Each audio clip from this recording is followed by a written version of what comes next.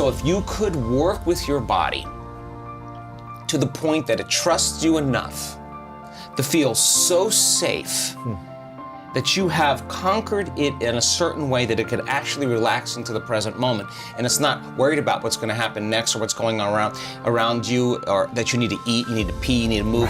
Right. You got beyond all your drives and you're ready to create. That moment where you're present. Welcome to a transformative exploration with Joe Dispenza, a visionary in unraveling the mysteries of the human mind and heart. In this series, we embark on a journey that delves deep into the profound impact of our thoughts and feelings and how they shape our reality. We unravel the intricate connections between our emotions, memories, and the conditioning they create. This exploration takes us further into the realms of cultivating love and trust, understanding the dynamics of nurturing relationships, and embracing the state of love and abundance. Join us as we uncover the secrets to a fulfilling life, guided by Dispenza's groundbreaking insights into the power of the mind, the resilience of the heart, and the beauty of human connection. So we do these meditations to create love in our lives, and it could be love in familial relationships with your siblings, it could be with your parents, it could be with your friends, or it could be with a significant other. And so if thoughts are the electrical charge in the quantum field, and feelings are the magnetic charge in the quantum field, and how you think and how you feel broadcasts an electromagnetic signature that influences every single atom in your life. The thought sends a signal out, and the feeling is the magnetic field that draws the event back to you. Right. So if you're not in a place where you're in love with life, or in love with yourself, or practicing diminishing your emotional reactions to certain people or conditions in your life, and you're living in anger or hostility or judgment or fear, and you want a loving relationship, there is no magnetic field for you to draw that to you. Joe begins by explaining that every thought and feeling we experience emits an electromagnetic signature that influences the world around us. He suggests that our consistent mental and emotional patterns create a field of energy that can attract similar experiences. This concept underscores the importance of cultivating positive thoughts and emotions to shape a desirable life trajectory. He delves into how negative emotions and the release of stress hormones can create a detrimental cycle. These negative states disrupt our body's natural balance, making it more challenging to attract love, happiness, and fulfillment. Joe emphasizes that by allowing stress and negativity to dominate, we inadvertently repel the positive experiences we desire. Further, Joe discusses the significance of controlling our emotional reactions and consciously practicing love in our interactions and relationships. He advocates for developing self-awareness and emotional regulation as tools to break free from reactive patterns. By consciously choosing love and positivity, we can change our electromagnetic signature and thus our life experiences.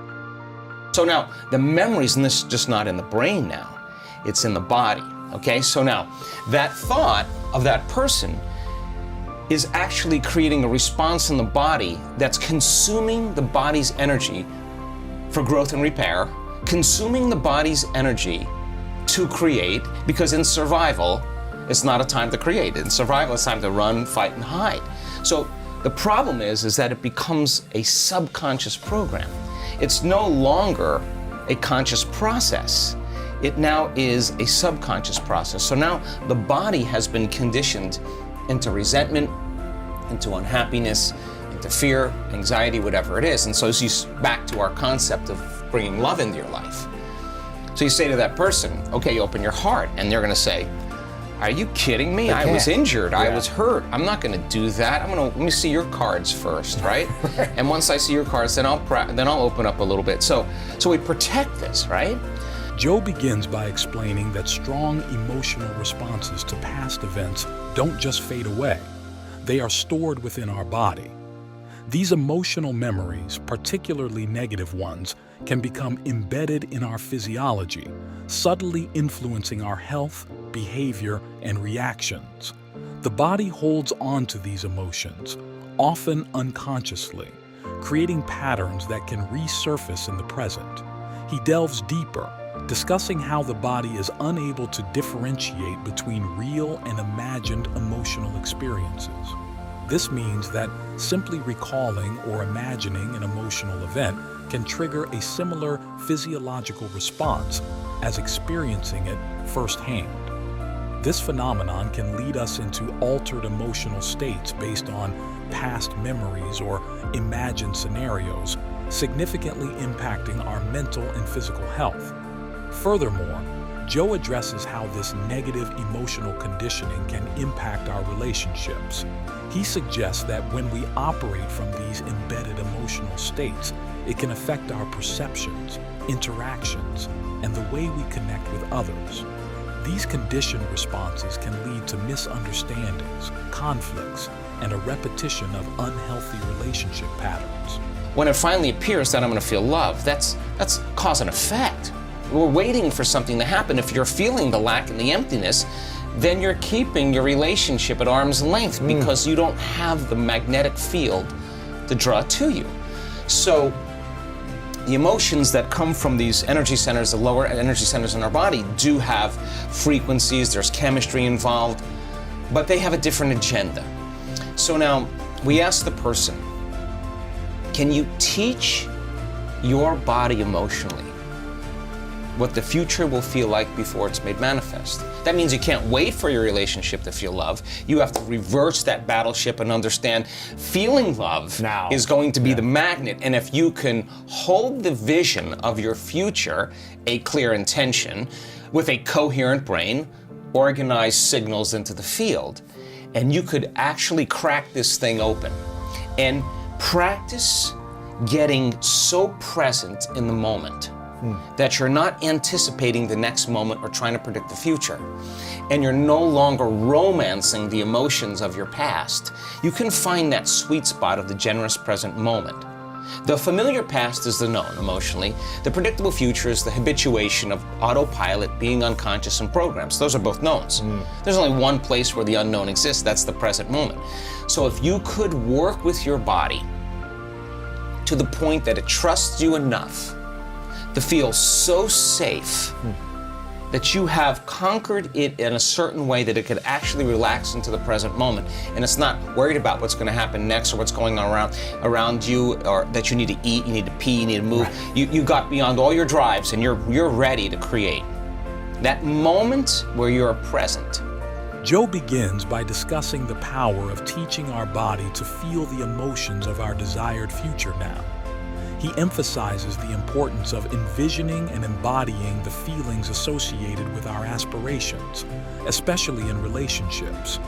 This practice, according to Joe, aligns our emotional state with our goals, setting the stage for these desires to manifest in our reality. He then explores the role of oxytocin, often termed the love hormone, in fostering loving relationships. Joe explains how the release of oxytocin, stimulated by heartfelt emotions, can enhance feelings of trust, connection, and empathy. He highlights the heart's role in this process, not just as a physical organ, but as a center of emotional intelligence, capable of profoundly influencing our relationships. Further, Joe addresses the journey from neediness to wholeness in the context of attracting the right partner. He suggests that cultivating a state of emotional completeness within ourselves changes the dynamics of our relationships. Instead of seeking a partner to fill a void, we attract relationships that complement and enhance our already whole state of being. What happens when you're in a need state as opposed to an attraction state? Well, you're in lack. So now you're trying, you're grasping, you're controlling, you're forcing, you're trying to predict, you're overthinking, overanalyzing, and that's how people live their relationships. So then if you are going to prepare your brain and body for a new relationship, then you would have to become love completely every day. And that signal then that you're sending out into the field can carry the thought of your health, your wealth, your relationship, or whatever. But here's the cool part. When the heart is activated like that, and you feel so whole, so in love with life, so satisfied in the moment, so exuberant, that it's impossible to want.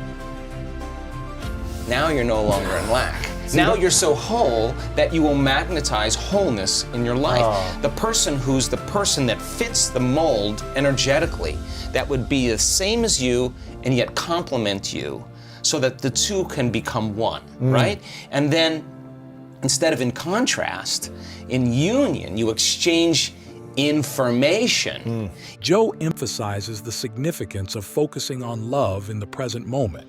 He advocates for a mindful approach to relationships, where attention is centered on the here and now, embracing each moment with love and appreciation. This presence, he suggests, is key to deepening intimacy and connection, allowing partners to fully engage and cherish their time together. He then discusses the importance of actively sharing love in a relationship. Joe explains that love is not just a feeling, but a shared experience that needs to be expressed and nurtured. By openly sharing love, whether through words, actions, or gestures, partners foster a stronger bond. This shared love creates a complementary partnership, where each individual's strengths enhance the relationship. Furthermore, Joe delves into the role of giving in strengthening a relationship. He posits that the act of giving, without the expectation of receiving, is a profound expression of love. It demonstrates care, appreciation, and a commitment to the well-being of the partner. This selfless act, according to Joe, not only enhances the emotional bond, but also instills a sense of trust and security in the relationship.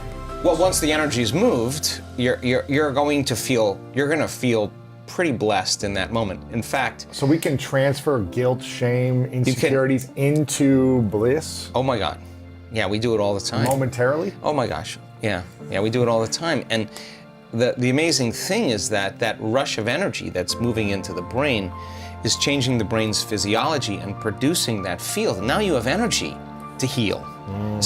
Now the body is a magnet again, and it's as the energy moves up the spinal cord and it starts passing through those spinal nerves, and there's a lot of dynamics going on the body. That energy that was once stored in that one of those energy centers that's released is energy to heal, energy to create a new future. You're replenishing your field, and now the body becomes more of a magnet instead of an inert piece of metal with no charge, right? So the person then who's reacting to whatever person or circumstance in their life, the stronger the emotion that they feel towards politics, towards the traffic, towards their girlfriend, Social towards their ex, media, whatever, the more they're paying attention to it. But where you place your attention is where you place your energy. Joe begins by elucidating the concept of being in a state of love and abundance. He describes this state as a profound internal experience that goes beyond mere emotional feelings. It's a profound understanding and embodiment of love and wealth in their purest forms, unattached to material possessions or external validations. In this state, individuals experience a deep sense of contentment, fulfillment, and connection with the world.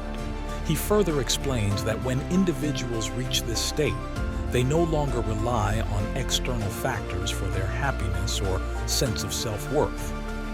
This detachment from external validation and possessions marks a significant shift in perspective, from seeking happiness from the outside world to finding it within oneself. It's a transformative realization that true abundance and love are internal states, not external acquisitions. Joe then delves into how this state of love and abundance naturally fosters acts of giving and generosity. He posits that when people feel truly abundant and connected, sharing and generosity become spontaneous expressions of their inner state. This generosity isn't forced or done with expectations of return. It's a genuine overflow of the love and abundance they feel within.